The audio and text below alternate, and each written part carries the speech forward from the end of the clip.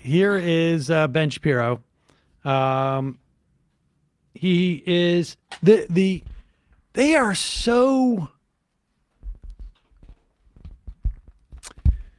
the concern about wokeness, spreading its message, and it's look,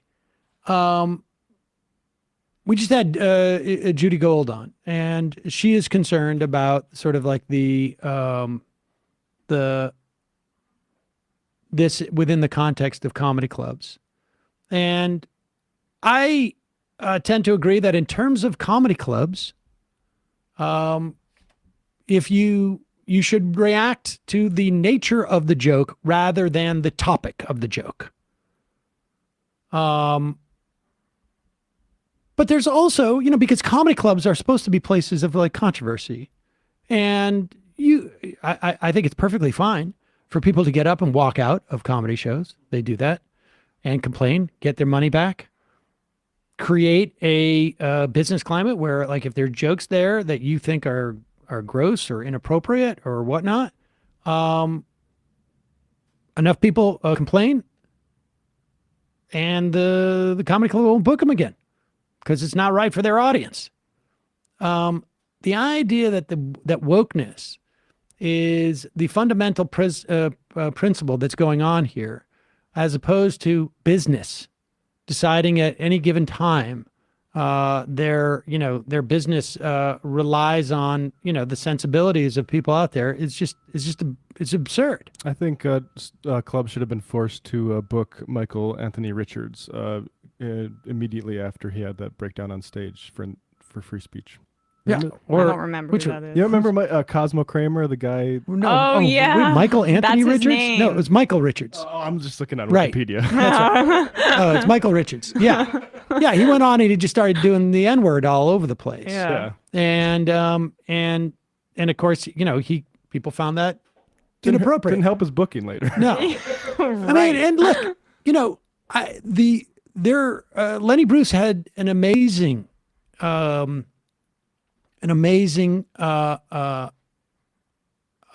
set, or I said bit, about that, where he said, and his theory was like, if we reappropriate the word, the way that you would basically disarm the value of that word is to have, I think it was at the time he said, Kennedy should come out and refer to everybody in his cabinet as the N-word. And Louis also had an N-word bit. yeah, too. I mean, and there, I am through the years, like I've said this on Air America when macaca was used by George, I can't remember who it was, George Allen, who I used the N-word to say, like, this is what it's the functional equivalent of. And sensibilities have changed. The use of the word has, and I think, and I was aware at the time too that it was, some people were more sensitive to it than others. Obviously, black people are going to be more sensitive to it than white people, but within, even in the context of the black community. And you realize, like, you know what? It's not appropriate to use even in that context. Not necessary. TYT used to do that. They used to say it because they didn't want the word to be sanitized. That was the meaning behind them saying the word, as to make sure that people knew, like, oh, feel this in your gut, how racist this is. And then they realized that probably wasn't a good idea, but the intention is different. It's just society evolves. And I think, you probably have a greater license within a comedy club, but you got to be judged on the intention, and you also are risking. That's why it's risky material, that there is risk and that you may fall and there may not be a safety net. Get canceled insurance. But that is that's comedy club. It's a business idea. That's comedy club stuff. But here is Ben Shapiro complaining that, essentially, and be clear, when people talk about wokeness in the context of, like, the work environment, where people haven't come and paid to see your performance, No, people are there because they are basically trying to stay alive, right? That's what work is. Work is the means in which people need to stay alive. I need to go make money so I can buy food and have a house to stay. Now, maybe even problematic that we require those things to get health care, it is. But the fact is that you don't have a choice as to whether or not you go to work. In fact, Ben's friend, Steven Crowder, made that explicitly clear when he talked about, exploitive contracts. The implication being like, we got to go work. You shouldn't have a work agreement that requires you to have onerous terms. And beyond onerous terms, like you shouldn't have to go into work and be standing next to somebody who has maybe a virus that is highly contagious and could kill you. You should be protected from that. You should also be protected from like people weaponizing language in a way that makes it very difficult for you to work and do well at work. Never mind just language, but also a sensibility. But Shapiro, for some reason, sees this as highly problematic.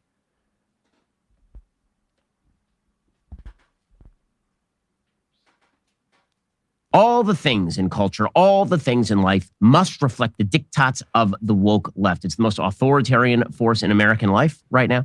And that is clearly true, particularly in the culture where they have the whip hand. And the simple fact of the matter is that the woke left occupies all of the slots in middle management that all the companies that decide exactly how culture is to be done. That is true whether we're talking about woke corporations in non-culture spaces or whether we are talking about culture itself. And that means that they are able to generate an outsized amount of attention and rage directed at particular people. People at the top of the companies, the very, very top of the companies, those people do answer to the bottom line. They would like to see shareholders increase their market. It really is not the people at the lowest rungs. Those people don't care. Those people want to go in every day, do their work, and go home to their families. It's the people in middle management. There's a fascinating paper out from Nikolai Foss at Copenhagen Business School and Peter Klein at Baylor University and the Norwegian School of Economics called Why Do Companies Go Woke? And what they find is that going woke is an emergent strategy that is largely shaped by middle managers rather than owners, top managers, or employees. They suggest that broader social and cultural trends tend to reinforce the process. In other words, if you're a middle manager, the best way for you to ensure your own future employment is to go woke. Because it means that if you get fired, then you get to yell at your former employer about how they are racist and terrible. If you go woke, it is a protection mechanism. It's an HR problem if you go woke, in other words. If you're a middle manager and you say, I want to direct my company in a left-wing social direction, the people at the top of the company are like, oh God, we can't fire this person anymore. Now we're stuck. If we fire this person, they're going to claim discrimination. Again, the people at the top of the company have been bullied into silence by the ridiculous. Pause it for a second. Yes, I was restraining myself. Pause it. I mean, okay. How many times do you think he said middle management? It's not the bosses. Don't direct your ire towards the bosses. And it's not politics. The lower workers, because that would look kind of bad if I was attacking lower workers. It's the middle management is who he defines it. And who is that? Who is that? That's just workers who have been promoted and they're below the bosses. Direct your ire towards not the bosses, but the middle management. They're the woke ones. And it's like, it's a way to attack, when Disney says we're going to have gay kisses in our animation, like those are the workers making a decision that they want for their artwork. And let's be clear here. Here's the nonsensical aspect of this. On one hand, he's saying they will quit and they can crap all over their employers for being non-woke. If you think that is a way to get rehired in the business environment, okay, it's absurd. Of course that doesn't happen. And the idea that like they're holding the company hostage by saying that it's going to be prejudice. Now, just imagine if this was, let's say, 60 years ago.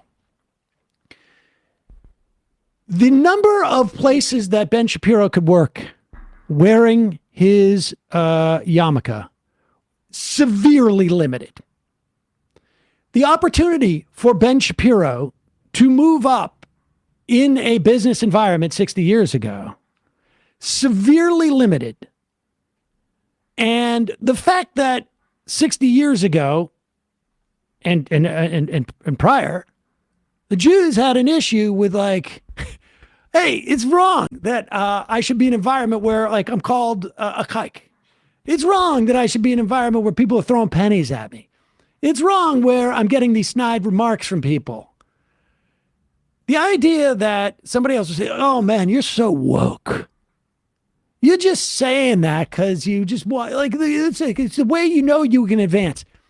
Why would a middle management feel like they could advance by being, let's be clear what woke means, sensitive to the fact that they have employees who have different perspectives on the world and that have different challenges because of who they are? Why would that person move up the ranks of a company? Maybe because they're a good manager and they understand that if I want to get the best out of my employees, I should be sensitive to the fact that maybe they don't like the fact that I'm around going like, hey man, why are you wearing that silly beanie on your head? Yeah. Or like, oh, we're going to go, you got to worry about your milk and meat together. Or, like, oh God, he might have not been able to wear. Cheap. You're so cheap. Yeah, wear that yarmulke without workplace protections. He wouldn't have been able to decide.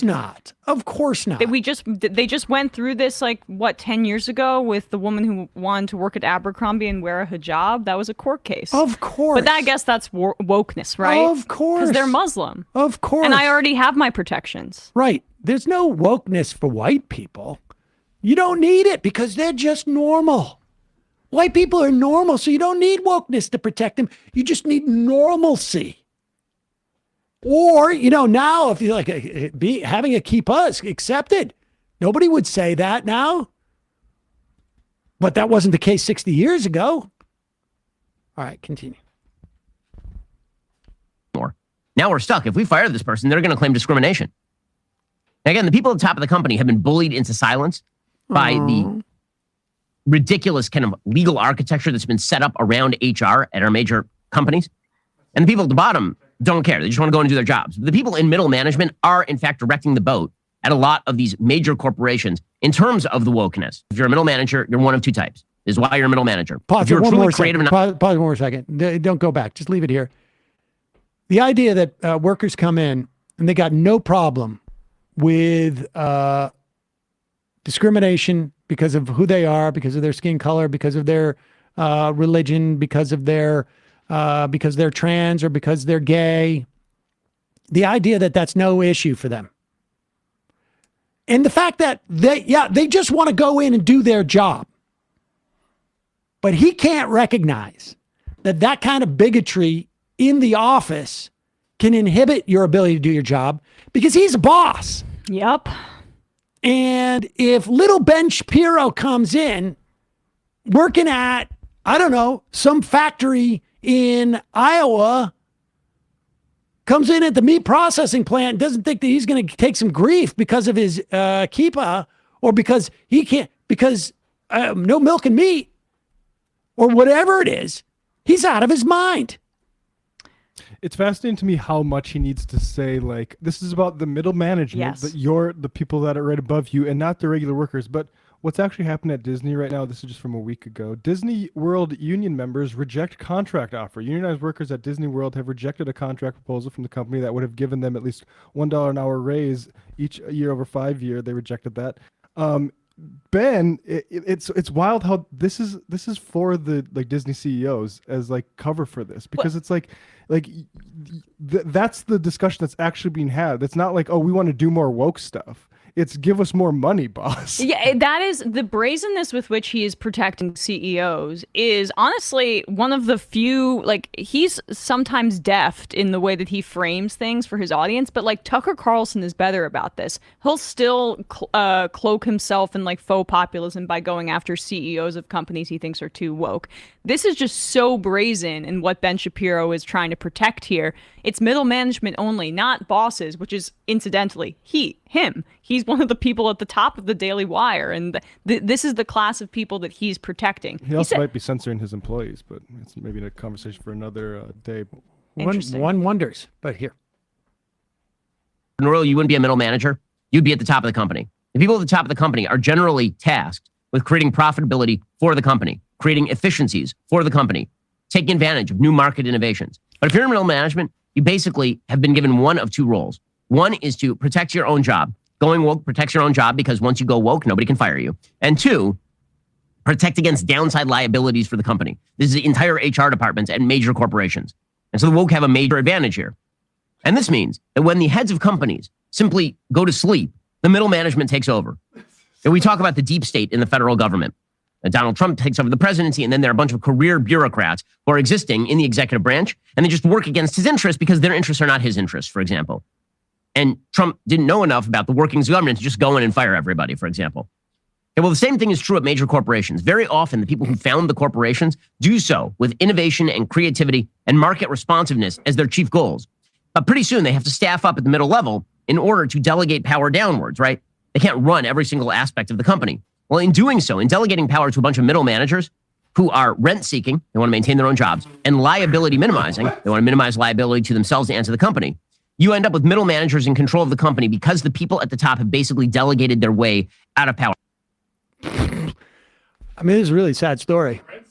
Sounds like somebody's maybe having some problem with their own employees at their outfit. But Just call it next time, let's Ben. be clear.